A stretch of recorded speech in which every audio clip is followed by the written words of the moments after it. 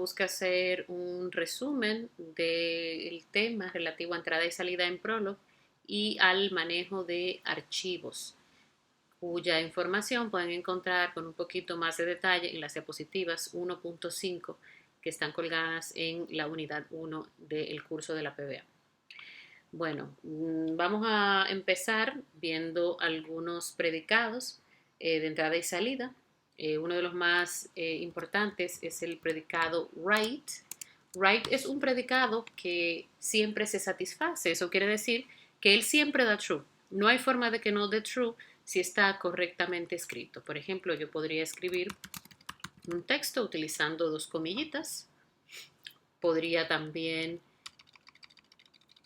escribir el valor de una variable. Por ejemplo, yo podría tener algo como la variable texto equals to hola y luego hacer un write de texto. Básicamente, el primer objetivo unifica la variable texto con la cadena de caracteres hola y luego yo hago un write de texto. Del mismo modo, no tendría que ser texto, podría ser una variable cualquiera que asuma una constante, puede ser numérica, simbólica. En este caso, perdón, aquí deberíamos colocar X, que es la que yo quiero imprimir. Fíjense cómo pasan dos cosas. Él hace esta unificación, hace este write, que es lo que nosotros vemos aquí, y luego él devuelve todo lo que se ha unificado, como siempre hace Prolog. Si hubo unificación de variables en la consulta que yo realicé, él me la muestra, pero me la muestra al final, porque eso es lo que hace Prolog. Muestra las unificaciones que realizaron al final. Este 5 corresponde a este write. ¿De Yo también podría hacer algo como, bueno, X vale 5, Y is X por 2 y luego hacer un write de Y. Fíjense en este caso que él unifica X con 5, luego Y hace un cálculo que es el valor de X, que es 5 por 2, o sea que Y se unifica a 10 y luego se escribe el valor de Y, que en este caso es 10. Este es el write y estas son las variables que se unificaron durante ese proceso. Nosotros también podríamos utilizar otros predicados predefinidos relativos a escritura. Yo podría, por ejemplo, hacer un write, algo como hola y poner dos puntos. Y luego yo podría poner, bueno, ponme con tab 5 espacios en blanco y luego escribe mundo.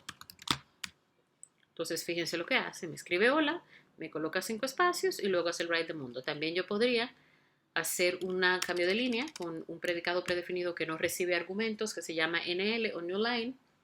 Cuando le doy Enter, fíjense lo que hace. Me escribe el primer write, luego cambio de línea y luego otra vez un write. Tenemos también otro predicado que siempre también se satisface, que es el predicado de lectura, de entrada, que es el predicado read. A read yo le paso una variable. ¿Qué es lo que hace read? Bueno, read lo que hace es que me da la oportunidad de entrar una información, ya sea un texto, un número, cualquier cosa que yo desee, y yo termino de decirle lo que quiero utilizando punto. En este caso, él aquí me lo abre el espacio. Entonces yo le puedo poner un 5 y él espera que yo le dé punto para él proceder a capturar el valor y luego unificarlo con la variable X. Entonces fíjense cómo él me dice yo unifiqué a la variable X con el 5. Yo podría hacer entonces algo como esto. Podría hacer un write, dime un número. Ok, vamos a ponerle dos puntitos y le voy a poner aquí un read y la variable le voy a llamar num, por ejemplo.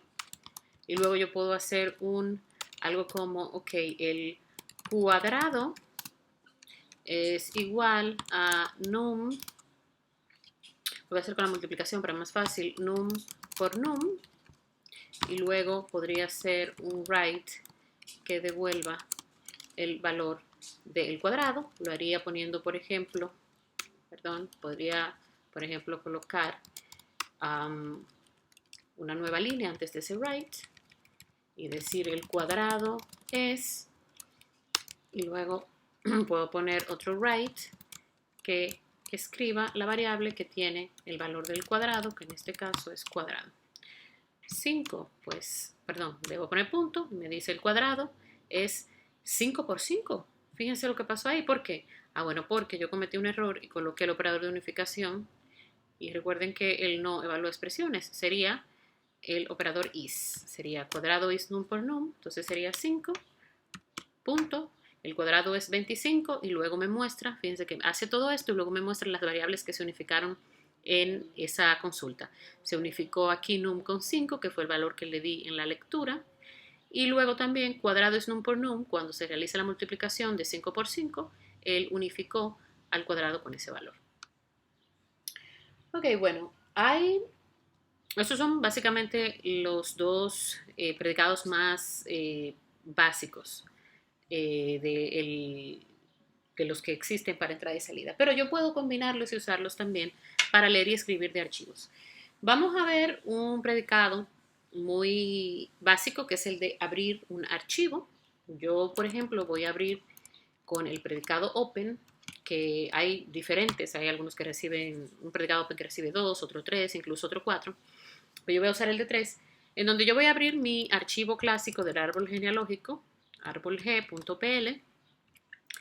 Debo especificarle el modo en que lo voy a abrir, en este caso lo voy a abrir con el modo de lectura, y voy a decirle que me dé un ID para ese archivo abierto, de forma tal que luego yo ese ID lo pueda usar para decirle, bueno, escríbeme en ese archivo que tiene este ID que está abierto, o cierra el archivo, etc. En este caso solamente lo voy a usar para que ustedes vean qué ID coge este archivo abierto. Fíjense que ahí él es un stream y él le da un valor a ese stream. Yo podría decir, ok, cierra el archivo con el predicado close, pasándole la variable ID. ¿Qué sucede? Que la variable tiene valor dentro de la misma cláusula. En este momento, ID es una variable que no tiene ningún valor. Por tanto, si yo hago esto, me da error porque me dice que la variable ID no está suficientemente instanciada. Entonces, yo tendría que colocarle ahí directamente el ID que sea que tenga el archivo. Lo lógico sería que yo cierre en la misma cláusula que yo abro el archivo. Y ustedes se preguntarán, ¿para qué yo quiero abrir un archivo para luego cerrarlo? Bueno, para nada realmente. Hay que hacer cosas con él, pero era una prueba para mostrarles cómo debe usarse. Yo, por ejemplo, voy a hacer algo. Yo voy a escribir algo dentro. Perdón, a leer. Vamos a leer primero porque lo abrimos de lectura. Y yo le voy a decir, ok, read, y le voy a llamar X a lo que él lee en este caso.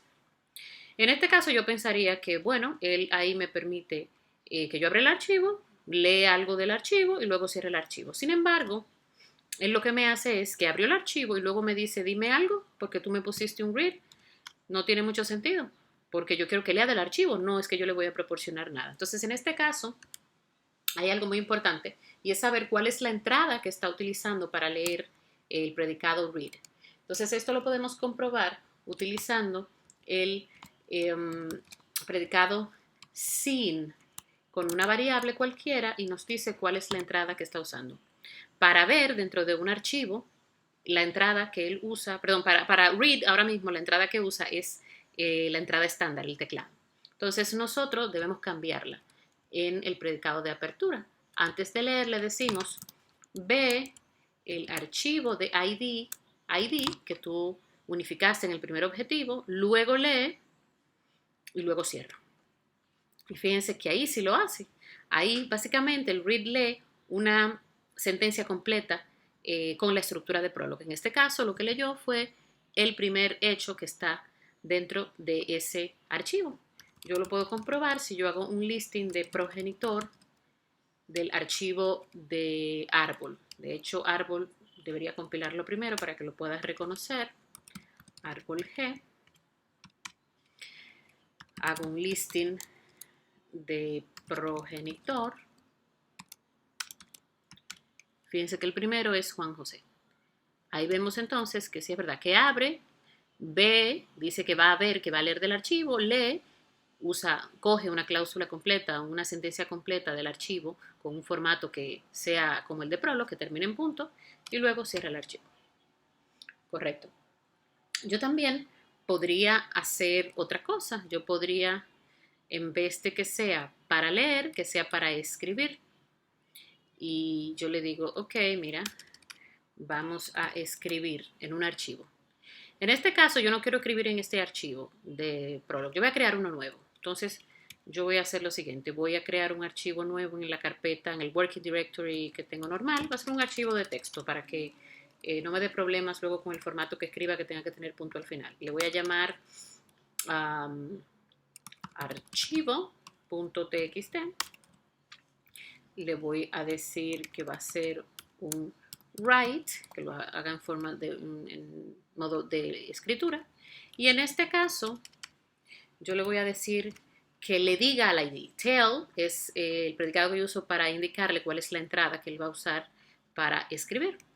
Y aquí yo puedo hacer un write y decirle algo, decirle, por ejemplo, hola. Fíjense que aparentemente todo estuvo bien. Para comprobarlo me voy a ir a la carpeta. Fíjense cómo me creó ahí el archivo ahora mismo, a las 4:13. Le doy doble clic y fíjense cómo me ha escrito ahí hola. Si yo volviera y dijera lo mismo, pero le escribiese mundo, ¿qué es lo que va a pasar? Bueno, él va a pasar que él va a escribir mundo, pero va a sobreescribir el archivo. Él va, en vez de hola, va a quitar hola y va a colocar mundo. Si yo quisiera hacer un append, entonces a open debo cambiarle el modo en que abro el archivo y decirle que es de append. Entonces en este caso ya está mundo, yo le voy a escribir un espacio y cruel. Y ahí entonces si le doy enter, él debió haber dejado mundo, colocar entonces el nuevo texto. Fíjense cómo ahí me enseña mundo cruel, el anterior write que yo hice con el siguiente write. Entonces en este caso, si yo le digo, dime a quién tú le estás diciendo al user, porque fíjense que el tell también, como todo, ¿verdad? Es parte de una consulta y pierde digamos, el ámbito, esta variable en la consulta. Si yo quisiera, por ejemplo, cambiarlo, yo diría, ok, podría ser algo como el mismo open, tell ID, que escriba y antes de cerrar decirle, dime a quién le estás diciendo. Y me dice al ID del archivo abierto. Okay. Otros predicados también que existen que pueden ser interesantes es, por ejemplo, una vez que yo termine de decirle que lo que se haga que sea de escritura pare en algún momento, es decirle told, ya te lo dije. Por tanto, si yo hiciera otro write después, él no va a hacer el write en el archivo, sino que lo va a hacer en la salida estándar. En este caso, por ejemplo, ok, vamos a ver, me dice que ya está. Bueno, en este caso el told hace un close. Entonces simplemente le quito el close y le digo told. El told hace también un close. Dice ya no más y ya te lo dije. Lo mismo si yo estuviera haciendo un read. Si yo hago un read, yo puedo decirle sí. Y en este caso le digo que lea y le puedo decir, ok, dime a quién estás viendo. Y le digo que lo haga así. Entonces en este caso, él me dice, perdón, sin X debería ser. Ahí me da un problema. No, no puede ser X porque tengo la variable. Bueno, vamos a hacerle un Y. Ahí sí me dice, yo estoy viendo en Y el ID. Fíjense que ID y Y tienen el mismo ID. En ese momento yo estaba viendo el archivo en particular y no estaba viendo la entrada estándar. Por tanto, cuando yo leo del archivo y no de la entrada estándar.